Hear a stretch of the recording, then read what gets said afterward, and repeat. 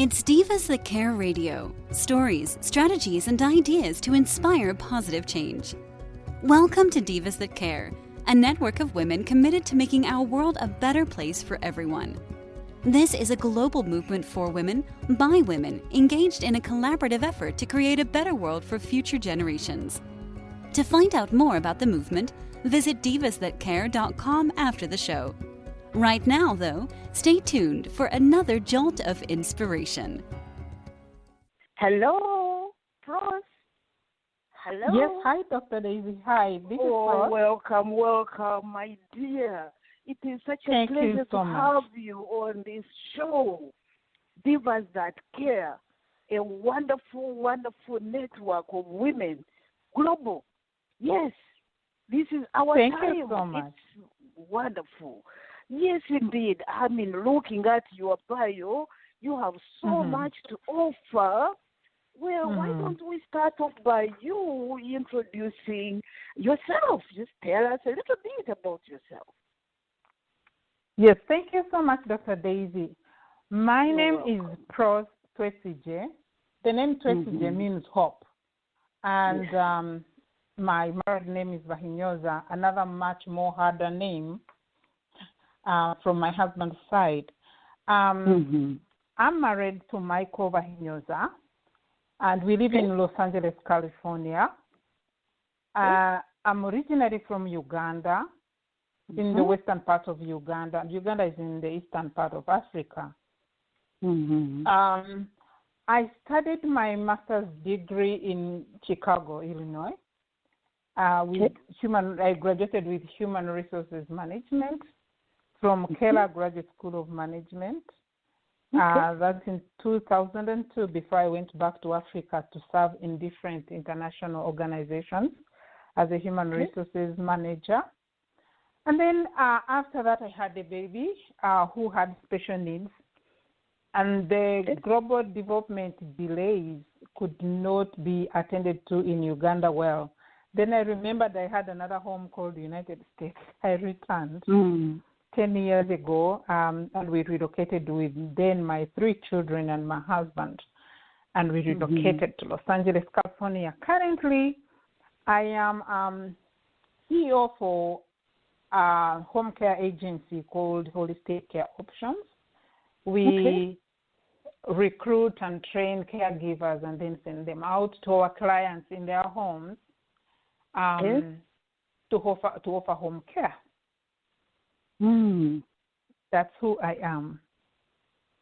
That is excellent. And, we'll go back. As I said, you have so much. We could talk all evening. But, you know how time runs when you're having a good time. Well, before you came here, you attended Makerere University, right? Yes. And your major was in political science, you said? Political science, yes. That's interesting. And now you are in another area altogether.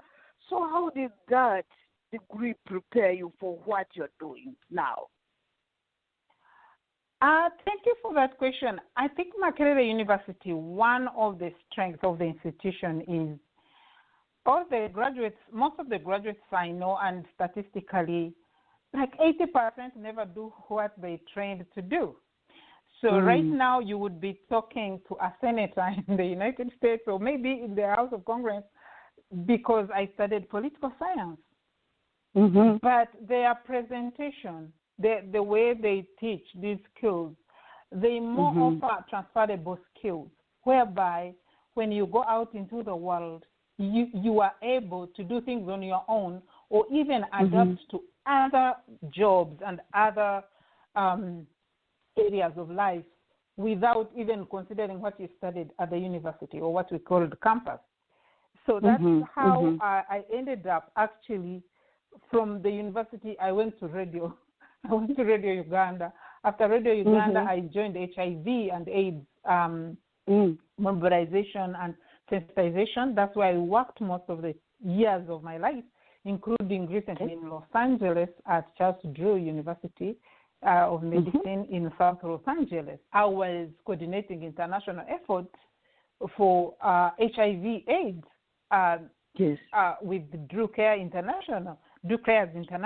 So it did not matter what I studied, the politics I studied, the way I studied them. Finally, the transferable skills that were imparted in me those years have graduated me to other areas of life so smoothly. That's what I love about Makerere. Yes. That is excellent. And, you know, I'm proud to be a Makerere graduate. I'm talking to a Makerere graduate. This is so wonderful. You are absolutely right.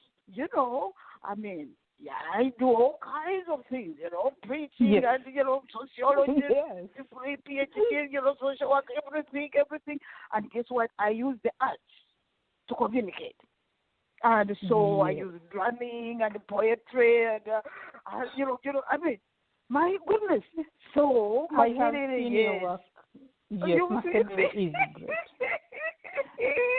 I use that now to call people and, you know, Interesting. So it is wonderful to have this time together. And I see here, you're saying your aha moment was when you realized that a woman does so much daily, and that can be used as a source of income. Can you explain a little bit about that? Because many women, you know, I mean, you know, whether here, where we come from, many are really stuck, you know? And so this is so motivating. Talk a little bit about that. Correct. You know, Dr. Daisy, what is very interesting is that what we do day to day is considered as if we should do it. But when men do it, then that's the profession. They should be paid for it. For example, I looked at the way life presented to me my special needs baby, Melissa. And even before then, look at how all women must do caregiving in one way or another. They have to be babysitters. They have to do everything in the home. But guess now who is starting home care agencies to take care of caregivers? Men. Probably men who have money to do apps that run very wide and they can coordinate and get people, not train them at all. You will receive a caregiver who has not ever met even the owner of the company, and they've not had the training. The training is on the computer. There is no woman touch in it, but it's commercial. So then you look at any woman in the world like me who, even being in corporate America, working as a human resources manager, every day at home, I'm doing caregiving for my daughter. So then I looked at it as an opportunity. Later, well, I should have gone to caregiving long before. But then I looked at the current events and I said, who is into caregiving management, not doing caregiving? Who is into caregiving management? No, it was not women. It was men trying to make business. Then, you know, you look at different. This caregiving is what I know of this. I know that best. But there are so many areas in life that women do so freely, so free of charge. But then men will turn around and make them a business. Yes, you are absolutely right. Yes. For example, I was reading about baby boomers. I looked at the way the baby boomers have started growing. For example, I read that in 1946 up to 1964, definitely the children industries grew up. The Gerber, the Johnson & Johnson, everything was about a baby. And then later it was about schools, elementary schools. It was about high schools. Then we come to 70s, they have started college. Then it's about college, you know. So who was tracking all those events and taking advantage of them? Most likely it was men. Yes. And yet the teachers in schools were probably women, The people who were doing the so-called donkey work were women, but those who were taking advantage of opportunities have always been men. And then we come into housing. A woman was the one to stay at home, so they know better about housing. You would think they knew housing market better. But when it came to the 1970s, when the baby boomers were starting to buy houses, then they definitely men dominated the market and went out there and became property owners and moguls. They have big areas in the property industry. So now again you look at staff. HR, human resources, then was personnel, but taking care of people's soft needs was about women. But who was starting unions, because all the baby boomers now were in the workforce? Still, it was men dominating. You come and now you see them planning for retirement, and now they are at the time when the big thing, the reason we made the topic seizing the moment, the main thing now is because baby boomers have reached at a time when they are retiring and when their health is not as good, when the health is failing, and ultimately by 2030, most of them are going to need in-home care, or they are going to need long-term care. So now, definitely, if anyone is to jump on any of this, it should be anything around care. But who is leading it? Now men are getting into care. And it made me mad a little bit. I'm not trying to sound feminist, but I'm like, that's fine. Why not? So they want to hire women to do caregiving as they do management. So I looked at myself, I said, I have managed people for 30 years.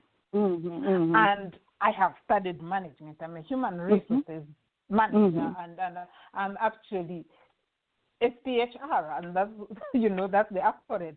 And then now we are going to leave some other man who has studied business to come and take cover the healthcare industry and dominate Los Angeles, for example, just because the women are waiting for the jobs in to be caregivers.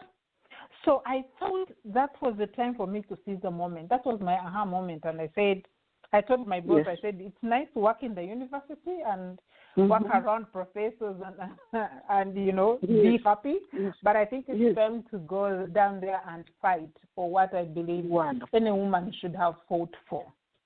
Wonderful. And you are a role model. We could go on with other examples. For example, in agriculture, back in Africa, the women, of course, go with the hoe every day. They are digging and all, planting, harvesting. But guess what? When it comes to cash crops, coffee, tea, then the man takes over and makes money. And you see, then when it comes to politics, the woman is managing the home. She knows how to divide the little food between the children. And that's politics. And she knows how to, to bring peace, and all that. But who are the politicians? Talk about church and other, religious organizations. Are usually the women are the healers. Really, talk about it. The praying warriors and all, the ones who serve. You come to my home, I'll be serving you. Now when it comes to church management, no, woman, stay away. You should not serve Holy Communion. That's for a man. What else? Thank you very much. Hospitality. You see what I mean? All the institutions. You can go on and on and on. And see how women have been cheated, and so we are not being bad-mannered, but we're saying, no, all this talent, yes, please. So thank you for getting up and saying, you know what, let me do this. You are a role model. And that's why, I don't know if I had shared with you, but I'm setting up this Peace Academy, Global Peace Academy, and Stopping Violence, because I'm a woman. I do You that are. naturally. Even when I was young, settling disputes. Why are you fighting over this piece of land? Let's do this, let's do that. Bringing people together of all cultures, of all races, of all that, I see, your children are mine and Candace's children are mine. And so that's a woman. We're the ones to bring peace and to settle disputes. And yes, and to stop this violence that is robbing us of lives. Really, I mean, when you think about it, every institution needs a change.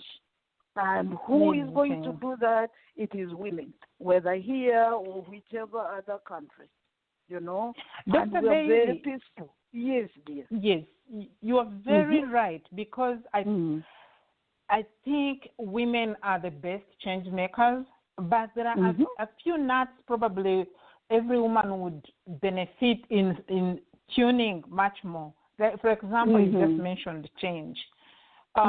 If only women can be open to change, how we get comfortable with the way our kitchen looks like and the way, protocol. But it's time for us now to rise and look at any change as an opportunity, not as something that has come to deter our life from good times.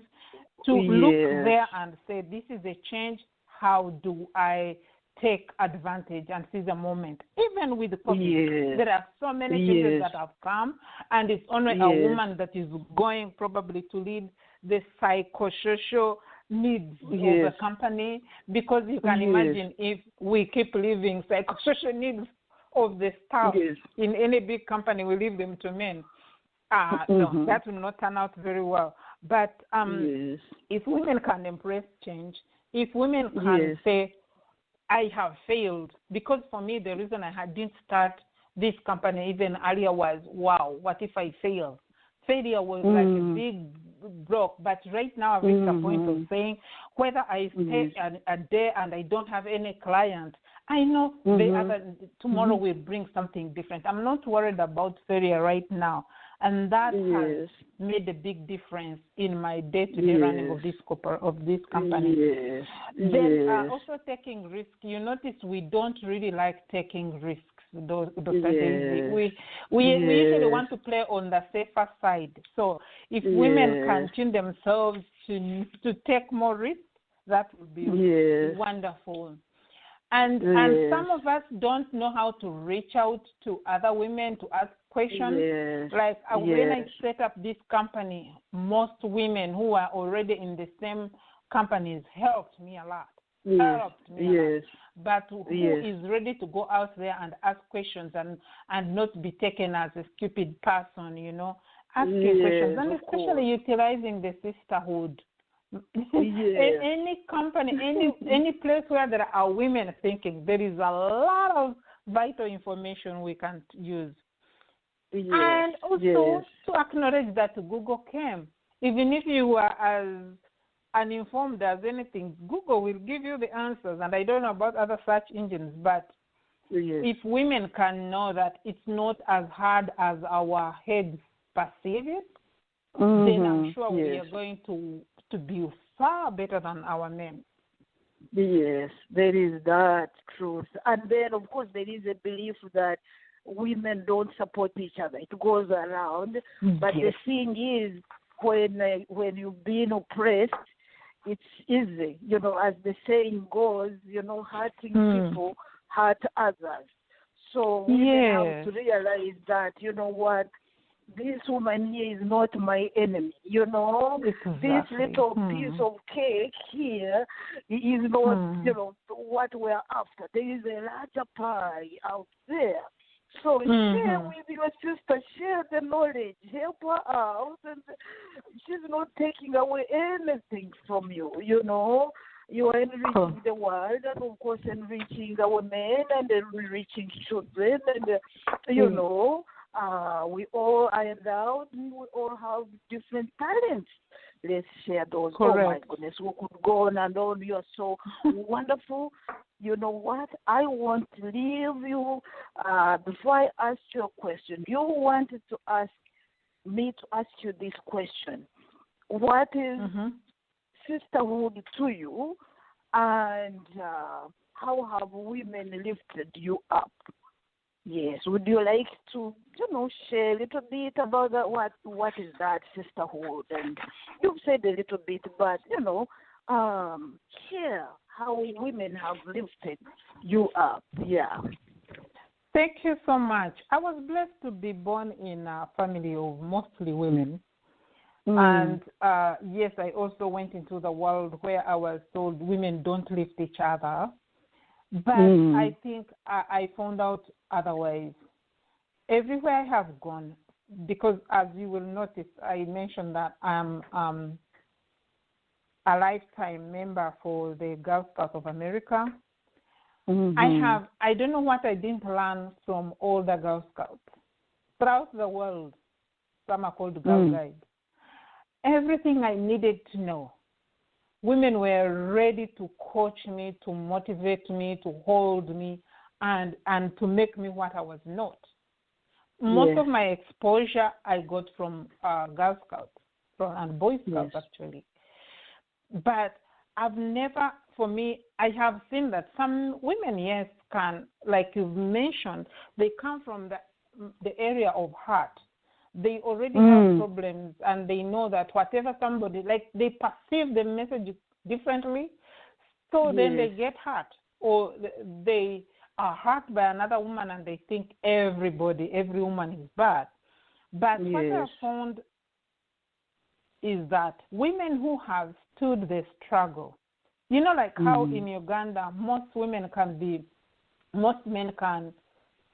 feel free to cheat on their wives and these days it's like so like almost official that you can have what they call side dishes and then you can have another girlfriend somewhere and people are like almost defending it. No, it's not.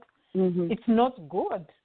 It's not even the polygamy that was once in Africa. This is cheating on your wife, which affects the woman more than anything else, because it derails the woman of any self-esteem they have. But most people think it is just like that. And how have women coped? Women who you have not had run to power acid on their co-wives or go to beat them up. Do you know how? Those have a strong sisterhood. Those have a strong sisterhood. Some are in Mother's Union, and Mother's Union is much more Anglican there. It's much more church-based. But others have formed themselves into good women groups. And by sharing how to tackle such issues, they have overcome even an infiltration of HIV/AIDS in their homes. They will not commit suicide because they've got HIV. They know there is a sister to help me rise up. And that's how most of them have coped. And I have seen myself attached to any women group that is uplifting, and there's nothing I failed to do with those minds and great people around me. Mother's Union, the Girl Scouts, different women groups. Some of the groups that I make now here, like investment groups, I am making here in Southern California. All those, you lift them up, even where you think you're giving much. The issue is you end up planning as well. Or in my case, Dr. Daisy, what has helped me with a kid who is getting seizures almost every hour of the day. My home is almost a hospital. But you will find me most of the time in church, holding Mother's Union meetings, helping some women in a certain culture, doing this investment group. Why? Because it's helping me to take care of myself. For me, imagine that's the way I run away from stress, and then I'll go back ready to take over my shift of Melissa. So I encourage women around the world. I encourage women wherever you are. Any sisterhood you hear, any group you hear, before you hear the other issues of their gossiping, they are talking about men, they are doing what? First, listening to how they can impact you. And I can assure you, I've not been disappointed. Yeah, me neither. One of the groups I support, back in Uganda, as you know, there is so much need. Young, old, that is older women, widows and grandmothers raising children with nothing, The other day, one of the older ladies passed away. And I understand at the funeral, they asked the pastor that I work with to talk about me and say, many people go to America, they don't remember us, but she's remembering us. And, I cried so much, yes, you are right. There is no disappointment at all. Yes. What we get from each other when we support each other, it is wonderful. And that's why I'm at home with the divas that care, because we women are different, we are the mothers of the earth, as you know, in our culture back home. The woman is the backbone of the family, of the community, Correct. And therefore those skills that we have are transferable, So I truly appreciate you, and you've already said, you've already answered this question I wanted to ask. What do you gain? I've seen you so busy, helping others, and yet you have a child, with special challenges, and there you are looking so wonderful and going everywhere, to help others. But you are right. As you give, you receive more than what you've given, And when we women discover that and hold each other's hand, we are all giving. We all have something to offer. Indeed. Yes, indeed. I appreciate you so much. We could go on and on and on. This is wonderful, and I know we will have you again some other time. So Thank now, you so much. Yes, indeed. Do you have any question, any comment you'd, like to add on to our discussion? Anything? Yes, I would like to. Yes, thank you, Dr. Daisy. I like to say, ladies, we can seize the moment. I've been looking at what COVID is bringing to all of us. What have we learned about COVID, and what is the woman's role out there? When HIV had just come, thankfully I was just around the university, and then later I went straight into working for HIV/AIDS.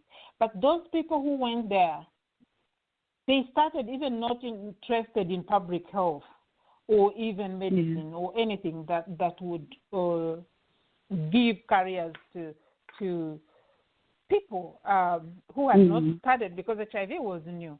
And the same thing, I think not many of us have gone into issues around COVID. Maybe nobody studied it in class as a pandemic, but now it's going to. So if you're a professor, what have you done, or how are you prepared to change around COVID, or even to teach about COVID? If you want to go into public policy, what regulations are going to come through the states or the country, the federal programs, or even the regulations that are going to be pertaining workplaces or everywhere concerning COVID? Who is going to make those? Yes, and then you're also looking at the IT.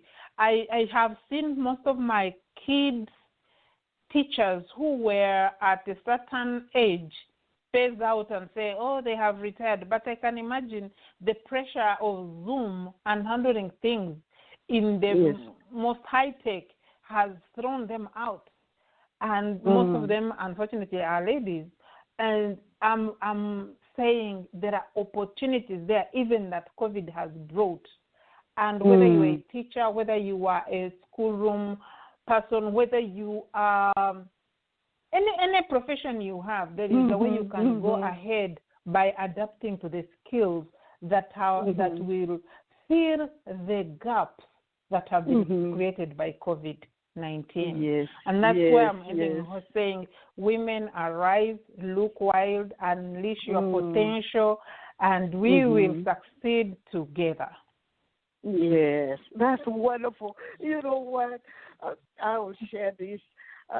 The other day, actually, I got my 3 grandbabies by my daughter Deborah, that you know well. And so I just said, "Oh, Mom, how will you manage your 3 of them? You know, this 4-month-old baby and this and that." You know what? I said, I'm a teacher. You know, whether I'm teaching adults or you know, the high schoolers or whoever, I'm a teacher. So when they walked in, I had this table set up. The 2, I said, "Here, get your crayons and start, you know, doing your work. You know, sit down and draw." And I got the other one, and it was such fun. I said, I can be a preschool teacher. Why not? University professor. It was so funny. And we did very, very well. And they obeyed. I said, "Now, children, and you will get trophies." But I see what you're saying. You know, find a need and fill it. And there is so much need. You are right. Right now, we are still in the shock of COVID. But we are beginning to see that, you know what, there are so many lasting effects. And how are we going to use the skills that we have to reach out? You know, food preparation. You know, there is a cake that I bake, and this cake is so lovely. People love it. You know, I could bake this cake, and you see what I mean, and share and move around and you know, and feed people. Yeah, that's how it should be. Very practical. Look and see what you can do, whether you are at retirement age or much earlier, or whatever. There is always something you can do. Oh my goodness. So one last question. I thought I was done, but hey, this is good. So who comes to your agency? Who are the people that you are serving on an everyday basis? Everyday basis, we are serving seniors. Right now, we acknowledge that people want to stay in their homes. People prefer, actually, it's now even more hard to go to senior living homes. And it brings even more trauma to the family, because once you put a person in the home, you're not supposed to go there and visit them. And so we instead prepare our caregivers to go to people's homes and give companionship and offer other activities of daily living in case somebody is unable to. Because some people are already, like, they have fractured hips, so they have fallen in some different ways. And so we go there out and help them out, even those with like terminal illness, like hospice. We go there and take care of them until the end. And we stand in on behalf of the families when they are away. Yes. That's what we do. Yes. Okay. And that comes naturally, you know, in Africa, how we value our elderly. And that respect, I even see here, you know, many Africans are in that kind of business. It comes naturally. Oh, yes. So correct. You are, yes, indeed. We appreciate you. And is there anything that you'd like to say on this network? How other women can help you? How we can spread the word about the services that you are offering? Anything else you'd like us to do? Thank you so much, ladies. Sisterhood is global. Thank you so much, ladies. Thank you. I can't thank you enough for giving me this opportunity. Definitely, this is a sisterhood I'm going to hook myself into. because I can see that you are out there to change lives. If you are in California, or especially in Southern California, around Los Angeles, and you have any need for caregiving or any home care of some kind, call us. We are in a city called Northridge in the San Fernando area, but we are serving Los Angeles area. We are people who know what it means to do caregiving. We are people who have lived by caregivers, because in my home, when there is a good caregiver, there is a quality of life even for my other kids. But when there is no good caregiver, the whole life goes upside down. So we know what it means to have a well-trained caregiver and the caregiver that is just coming in for a job. So rest assured that when you support us or you hire us, we are going to give you the real caregiving as you deserve. Otherwise, ladies, go out there and make changes, change somebody's life. One drop in an ocean that you do will definitely save the world. No, that is wonderful. That is a word right there. And on that note, again, thank you. And it's been a pleasure. Thank you. Good luck to you, and we will talk again. Thank you so much, Dr. Daisy. Thank you for hosting me. Thank you. Thank you. Bye-bye. Right. Thanks for listening. This show was brought to you by Divas That Care. Connect with us on Facebook, on Instagram, and of course on divasthatcare.com, where you can subscribe to our newsletter so you don't miss a thing.